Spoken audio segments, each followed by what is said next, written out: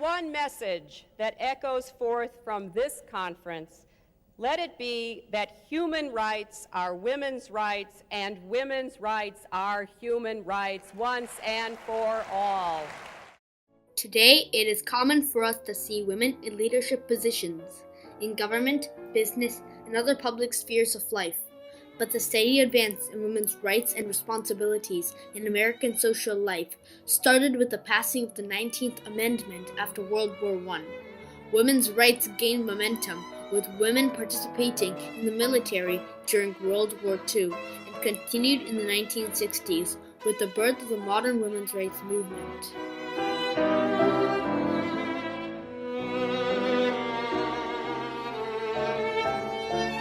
World War II was a significant event that showcased to the world women's ability to take on responsibilities that were once thought beyond them, and led to a dramatic change in women's rights.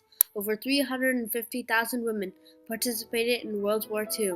Their valuable roles eventually helped women become a vital part of American social and economic future. Women's advances generally didn't just come on a timeline. You start here and they just go perfectly to there. Women's advances, or the advances of other minorities, tend to come in sort of pendulum swings. So there's an advance and there's a retreat, and there's an advance and a retreat. In the late 1930s, a woman's place was still very much at home. The roles of women were stereotypical at the time. Their responsibilities, for the most part, were limited to staying home, taking care of children, and having a good family life. By the time World War II started, women had already begun their fight for equal rights. In 1920, the 19th Amendment gave women the right to vote, marking a milestone towards equal rights. But this did not ensure their equality with men. That change would have to await the events of World War II.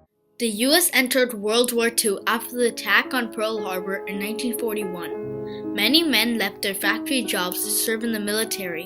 The increased demand for military supplies forced the government to start a propaganda campaign, calling for women to join the war effort. Thousands of women seized the opportunity to support the government's need and wanted the responsibility to protect the country. This eventually led to enhancement of women's rights and improvement in gender equality. When women began to join the military, the men thought the idea was crazy. She's crazy. What the devil's a woman want to be a soldier for? Just a waste of time. They thought the women were being unfeminine, and the war was a man's job. It's a man's war. What sort of jobs could they do? Some family members, even husbands, mothers, laughed at women who said they were thinking about getting a job. As part of the Women in War Jobs campaign, the government started a new campaign in 1942 using the fictional character Rosie the Riveter. There's something true about red, white, and blue about Rosie. Rosie is shown flexing her arm and pulling up her sleeve to symbolize the potential of women, while saying "we can do it" to the women of her time. She influenced many women at the time by showing that they could do the same jobs as men. And that's a very popular, well-known image from World War II. And it's probably the best-known image of a woman in World War II. And basically, since the war told women they could do jobs that had previously been men's jobs, and they could join the military, and they were strong enough to do those things. Women's role in the war in support of the government went well beyond the factories. They left small towns to take up defense industry jobs that were high-paying as well. By 1943, women were officially allowed to enlist in the military to meet its growing needs. They served in the Women's Army Corps, the technical positions, in the Navy Waves, trained for emergency services, and in the Spars, a unit in the Coast Guard as radio operators and decoders. Lois Boughton served in World War II as a member of the Spars from 1943 to 1945. She is also known as the Coast Guard Lady, and she has been writing motivational letters to the Coast Guard for over 40 years. I was a radio man at a direction-finding station. We took bearings on ships when we heard them send messages. We felt we were doing what was really worthwhile when a ship in distress sent an SOS. In the WASP, Women pilots worked in non-combat missions. They flew planes to military bases so that the men could fly them into the battlefield. The establishment of these organizations by the government within the military showed legislative recognition of women's democratic right to join the armed forces. The women in World War I mostly served in civilian volunteer positions, such as laundresses, mess cooks, and nurses. In contrast, women in World War II entered traditionally male career paths, such as working in ammunition factories, pilots, and mechanics, which were all outside the traditional gender expectations. This not only relieved the men from these jobs to go into combat duty, but also boosted women's confidence. World War II also helped African American women realize their potential.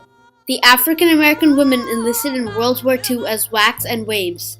Hundreds of women were assigned to the 6,888th Central Post Directory Battalion, where they took pride in delivering mail to the troops with a sense of common goal that reached across racial lines. Charity Adams was the first African American woman commanding officer of the battalion. Their experiences from World War II served to galvanize their fight against segregation and for equality as rightful American citizens in the civil rights movement in the 1950s and 60s. Later, this became a model for the women's rights movement. By the late 1940s, many women were forced to give up their jobs to the returning war veterans and return to their pre-war domestic roles. The 1950s therefore saw a temporary reversal of fortunes for women's rights, as women went from being Rosie the Riveter to Susie the Homemaker. However, World War II had given tremendous opportunities for women, both in the government and civilian jobs. This not only changed their perception of themselves, but the public's perception of them. While there was no organized action during this time, women would not be silenced forever. By the 1960s, many women had college education and were ambitious. With the advent of labor-saving and time-saving home appliances, such as washing machines and dishwashers, some of the menial chores were removed. Women were frustrated staying at home. In 1963, they found a platform in the bestseller, The Feminine Mystique, by feminist Betty Friedan. The response to Betty Friedan's book actually became the spark that ignited what we call second wave women's rights. And my mom read The Feminine Mystique and she thought, my goodness, it really struck right at her heart. And after that, she became much more interested in going back to work. As women entered the workforce, the discrepancy in their economic and social status became clearer to them. In 1964, the Civil Rights Act was passed to protect women from being discriminated against in the work environment. In 1965, the Equal Employment Opportunity Commission was appointed to implement the Civil Rights Act. In 1966, Betty Friedan founded the National Organization for Women to help incorporate women into the mainstream American society by promoting equal pay for equal work, supporting reproductive choices, and helping women campaign for political office. In the 1960s, the feminist groups implemented the ideas set forth by the popular student movements. It adapted their techniques of consciousness, raising protest demonstrations, and political lobbying as the means to further their own agenda. Indisputably, women have increasingly advanced their rights. Women's participation in the labor force has increased from 14% in 1967 to 43% in 2009. There have also been important changes in laws related to equal employment, wages, divorce, and reproductive rights, all combining to ensure women are more liberated than ever. While the wage gap between men and women still persists, it has reduced substantially in the past several decades. These changes that we see today can be directly traced back to the women's rights movement of the 60s and in turn to the women of World War II. The new roles and responsibilities that women took on in World War II awakened them to realize their true potential, leading to better women's rights. As one looks back at the past several decades of women's progress towards equal rights, one is reminded of Martin Luther King quoting a woman slave. Lord, we ain't what we ought to be. We ain't what we want to be. We ain't what we gonna be. But thank God, we ain't what we was.